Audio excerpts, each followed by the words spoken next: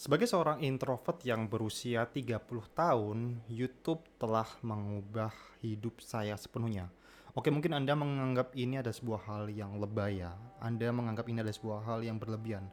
Karena dengan channel yang katakanlah jumlahnya baru 5.000 subscriber, bagaimana bisa channel tersebut mengubah hidup seseorang? Secara materi, secara pendapatan AdSense mungkin berapa sih yang bisa didapatkan dari 5.000 subscriber itu?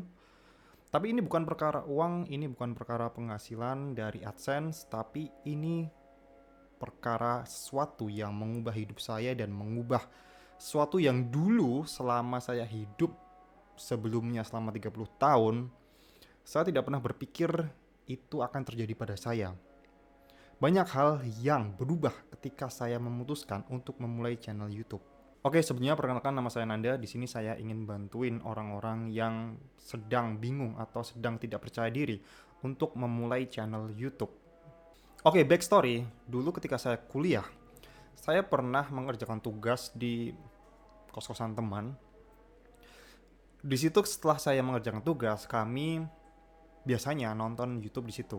Dan di situ saya mau tidak mau harus menonton apa yang teman-teman saya juga tonton. Waktu itu kalau nggak salah tahun 2015 sampai 2018 sangat banyak banget orang-orang yang bikin konten tentang prank atau roasting, atau pokoknya saya menganggap yang ada di YouTube waktu itu adalah hal-hal yang negatif, bukan sesuatu yang memberikan impact atau value terhadap audiens, terhadap masyarakat. Sejak saat itu saya juga menganggap bahwa orang-orang yang bikin konten, entah itu di Instagram, entah itu di TikTok, adalah orang-orang yang ibaratnya mereka cuma mengambil atensi dari masyarakat dan mereka cuma melakukan itu untuk kepentingannya pribadi. Padahal kalau saya mau ngingat itu sekarang, mungkin saya menyesal ya. Kenapa? Karena dulu kenapa yang saya tonton adalah konten-konten yang seperti itu. Padahal sebenarnya banyak banget konten kreator atau YouTuber yang memberikan dampak yang positif bagi masyarakat atau memberikan value terhadap masyarakat. Cuman kenapa waktu itu saya tidak menemukan orang-orang tersebut? Jadi sebelum COVID, saya memiliki pandangan yang negatif terhadap YouTuber dan konten kreator hanya berdasarkan dari satu golongan aja. Dan semua berubah ketika pada pandemi 2020, saya pun waktu itu resign dari pekerjaan saya terpaksa belajar bisnis agar saya bisa survive karena saya mencari pekerjaan waktu COVID itu sangat susah sekali. Saya pun iseng-iseng mencoba bisnis online. Dan di situ, bisnis online mengharuskan saya untuk bikin konten, untuk membuat sebuah konten. Dan ternyata waktu itu, ketika saya mencoba untuk bikin konten, saya baru sadar kalau bikin konten itu nggak semudah itu. Ngomong depan kamera kayak gini tuh nggak semudah itu ya. Nah, berawal dari bikin konten untuk bisnis saya dulu. BTW bisnis saya dulu adalah sebuah bisnis e-commerce yang berjualan barang-barang di bukan sosial media, sorry, di Shopee, di Tokopedia. Jadi dulu saya bikin konten di YouTube, bikin unboxing gitu loh. Cara-cara barang yang mau saya jual, saya unboxing dulu, saya kasih linknya di bawah gitu. Nah, berawal dari situ, saya pun menjadi ketagihan bikin konten. Saya pun mencoba banyak platform seperti TikTok, seperti Instagram. Tapi saya menjatuhkan pilihan saya untuk fokus di YouTube. Banyak hal yang membuat saya jatuh cinta pada YouTube dan memang ternyata YouTube mengubah hidup saya. Di antaranya adalah pertama, ketika saya mencoba untuk menyuarakan pendapat, untuk berpendapat, memberikan aspirasi kayak gini di channel YouTube saya menjadi seorang pembelajar yang baik. Kenapa menjadi seorang pembelajar yang baik? Banyak orang yang mengatakan bahwa kalau Anda ingin menjadi seorang yang bisa lebih belajar dengan cepat, Anda harus menjadi seorang pengajar. Dan saya membuktikan hal tersebut ya. Ada banyak tingkatan orang belajar. Yang pertama mungkin mempelajarinya terlebih dahulu, membacanya. Kemudian yang kedua, yang lebih advance, yaitu Anda mempraktekkan apa yang udah Anda pelajari. Karena percuma ketika Anda membaca buku, Anda tidak menerapkan hal itu di hidup Anda. Anda mungkin bisa nonton video tentang bagaimana melakukan push up, bagaimana melakukan pull up, bagaimana cara memulai bisnis. Anda dengan mudah bisa belajar hal tersebut. Anda tahu, Anda ngerti cara bikin bisnis plan. Tapi ketika Anda tidak menerapkan hal tersebut ke bisnis Anda tidak take action, Anda tidak akan bisa belajar, Anda tidak akan pernah bisa paham betul bagaimana cara bikin bisnis plan yang baik. Dan selanjutnya, hal yang paling ibaratnya paling maksimal ketika Anda ingin belajar dan Anda ingin menjadi lebih paham, Anda ingin jadi seseorang yang paham, Anda harus mengajari hal tersebut pada orang lain. Karena ketika Anda mengajari hal tersebut pada orang lain, ketika Anda bikin channel YouTube kayak gini, Anda bercerita apa yang barusan Anda pelajari, Anda mau tidak mau harus mengingat dan ibaratnya menjelaskan hal tersebut sesimpel mungkin kepada audiens Anda, kepada orang lain. Ada sebuah ada sebuah perkataan dari Einstein yang mengatakan bahwa orang pintar itu adalah orang yang bisa menjelaskan suatu hal rumit pada anak SD. Dan ketika Anda misalnya habis mempelajari suatu hal dan Anda bisa menjelaskan hal itu sesimpel mungkin, Anda adalah seorang yang udah paham dengan apa yang Anda katakan. Anda benar-benar menjadi seorang master dalam bidang itu kalau Anda udah berhasil menjelaskan itu pada orang lain dengan cara yang sederhana.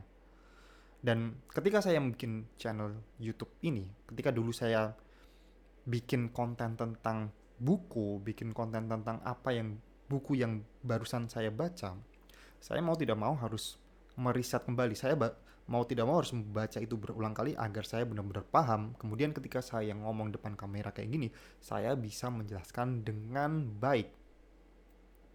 Dan saya pun mau jadi secara alam bawah sadar, apa yang saya katakan tuh lebih masuk ke dalam pikiran saya. Dan saya bisa mempelajari buku itu jauh lebih baik ketika saya berani membagikan apa yang saya pelajari kepada orang lain. Jadi bisa dibilang ketika Anda belajar suatu hal, jangan simpan ilmu itu pada orang lain. Sebarkan ilmu itu pada semua orang kalau bisa. Kan banyak yang bilang ya, kalau punya ilmu itu jangan pelit. Karena kalau Anda mau menyebarkan ilmu itu, Anda tidak rugi. Apalagi kalau ngomongin tentang amal yang udah kita buat ya. Amal jariah, orang yang mau mentransfer ilmu pada orang lain tuh akan terus mengalir. Dan itu ada sebuah hal yang baik buat Anda ketika Anda ingin membagikan apa yang Anda pelajari. Hal sesimpel apapun itu pasti akan ada orang yang belum tahu hal tersebut. Hal kedua yang mengubah hidup saya ketika saya mulai terjun di dunia YouTube adalah saya mulai banyak belajar hal baru. Dulu saya adalah orang yang nggak paham edit video, saya nggak bisa ngomong depan kamera kayak gini, saya nggak pede, saya nggak bisa public speaking, saya nggak bisa copywriting, saya nggak tahu apa itu SEO, saya nggak bisa ngedit thumbnail, edit foto aja saya nggak bisa dulu. Dan ketika saya mulai memutuskan untuk start channel YouTube, saya mau nggak mau harus menguasai itu semua. Walaupun yang nggak expert banget, saya menjadi seorang yang paham segalanya. Karena dibandingkan dengan sosial media yang lain, banyak hal yang harus dipelajari ketika Anda terjun di YouTube ya. Ya mungkin akan rumit, tapi hal itu akan sangat bermanfaat bagi Anda. Anda jadi tahu basic-basicnya lah. Ketika Anda bisa membuat thumbnail yang menarik, bagaimana thumbnail yang bisa menarik perhatian audiens. Karena sebelum orang-orang itu melihat isi konten Anda, orang tersebut akan melihat kemasan dan melihat judulnya. Dan ketika ngomongin judul, itu erat hubungannya dengan SEO. Bagaimana Anda menulis judulnya, bagaimana video Anda itu bisa dicari sampai kapanpun. Dan ini terbukti ketika dulu saya bikin channel YouTube yang berhubungan dengan bagaimana mengatasi kecanduan pornografi, bagaimana otak bisa sembuh dari kecanduan pornografi. Konten tersebut bahkan sampai sekarang pun masih ditonton. Dan mungkin kalau Anda bikin konten di Instagram atau di TikTok, kalau konten Anda sekarang sepi ibaratnya, kalau sekarang Anda bikin konten dan nggak ada yang nonton, mau sampai 1 tahun, 2 tahun, 3 tahun, konten Anda pun masih tetap akan sepi. Lain halnya dengan ketika ngomongin YouTube ya. Mungkin konten Anda sekarang sepi, mungkin video ini yang nonton cuma 100 atau 200. Tapi kita tidak tahu ya, 2 tahun, 3 tahun kemudian, mungkin aja yang nonton video ini mencapai puluhan ribu, seperti yang udah saya buktikan sebelumnya. Dan yang membuat konten saya tetap bisa ditonton sampai kapanpun, tak lain karena itu ada sebuah teknik SEO. Bagaimana kita bisa menempatkan kalau kita ingin mencari suatu hal dan video kita yang tampil. Nah, itu sebuah teknik baru yang saya pelajari juga akhir-akhir ini. Sehingga ketika saya start channel YouTube, banyak hal yang saya pelajari, nggak cuma sekedar ngedit video, nggak cuma sekedar pencahayaan, nggak cuma sekedar thumbnail, banyak hal yang saya pelajari. Bahkan ngomong depan kamera kayak gini juga adalah sebuah hal yang dulunya saya nggak bisa, dan skill tersebut saya tumpuk perlahan-lahan sampai akhirnya saya bisa nyaman depan kamera kayak gini. Hal ketiga yang mengubah hidup saya karena saya start channel YouTube adalah kepercayaan diri saya naik drastis. Seperti yang udah saya ceritakan di awal tadi ya, di sebelumnya. Kalau saya dulu adalah orang yang nggak memiliki kepercayaan diri untuk ngomong depan kamera. Saya adalah orang yang nggak terbiasa untuk menyampaikan pendapat saya di depan banyak orang, di publik, atau bahkan di kamera. Saya dulu adalah orang introvert yang suka memendam semua hal, bukan memendam sih. Saya cenderung tidak ingin punya pendapat. Nah, saya dulu adalah orang yang begitu. Saya cenderung cuek dengan hal-hal yang menurut saya tidak mau berpendapat. Nah, ketika saya mulai start channel YouTube, saya jadi terbiasa untuk berpendapat. Saya menjadi seorang yang sangat ingin menyampaikan sesuatu hal. Saya ingin menyampaikan apa yang saya rasakan. Dan ini pun berpengaruh pada kepercayaan diri saya. Dulu saya selalu berpikir ketika saya ingin ngomong, saya merasa kayak, aduh, emang pendapatku didengarin orang ya? Emang apa yang aku katakan orang lain bakal mau dengerin, mau menghargai? Tapi ketika saya mulai start channel YouTube, saya memaksakan. Saya tidak peduli dengan banyak orang, apakah ada yang mau dengerin saya ngomong atau enggak. Dan ternyata banyak orang yang mau mendengarkan saya ngomong, banyak orang yang menghargai saya ngomong. Nah, disitulah ketika saya merasa, oh, ternyata pendapatku dihargai ya, ternyata pendapatku didengerin ya. Disitulah kepercayaan diri saya untuk berani berpendapat itu muncul pelan-pelan. Dan saya pun tentu saja ya, untuk ngomong depan kamera kayak gini juga awalnya saya adalah orang yang sangat takut. Banyak hal yang membuat saya takut untuk tidak berani, untuk tidak ngomong depan kamera ya. Banyak hal yang membuat saya ibaratnya nggak pede ngomong depan kamera. Tapi ketika saya mencoba memaksakan untuk ingin bikin konten terus-menerus, pelan-pelan hal tersebut mengubah saya. Nggak cuma mengubah pede saya di depan kamera, tapi juga mengubah saya untuk berani ngomong public speaking di depan banyak orang. Dan beberapa hari yang lalu ketika saya ikut sebuah gathering kreator yang diadakan oleh Denny Santoso, di situ pun saya menjadi seorang yang berani untuk ngomong di depan banyak orang. Ketika itu saya ingat ditanya, adakah kreator yang udah menghasilkan dari konten? Nah, di situ saya ngomong dan surprisingly di situ nggak banyak yang ngomong, cuman ada 2 orang dan salah satunya adalah saya. Dan kalau dipikir-pikir dulu, saya bukanlah orang yang seperti itu. Mungkin saya dulu adalah orang yang enggak akan mau untuk ngomong di depan ratusan banyak orang kayak gitu. Padahal saya sendiri juga nggak punya pengalaman public speaking. Tapi ketika saya mulai memberanikan ngomong depan kamera, dan saya mulai merasa, oh, ternyata pendapat saya didengerin banyak orang ya.